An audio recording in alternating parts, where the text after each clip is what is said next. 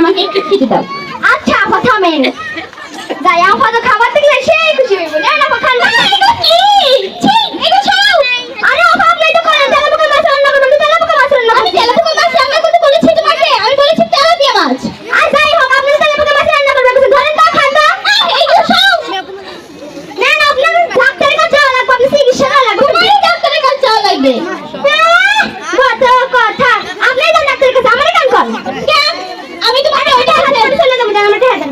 টাকা নিবা? আমি তো টাকাই নেব। কত টাকা নিবা? আমার 10,000 টাকা দেন। 10,000 টাকা? 10,000 টাকা কাম করছি আমি, 10,000 টাকা দিবেন না? ঠিক আছে, তোমাকে আমি পুরো 20,000 টাকা দেব, তুমি নেবে?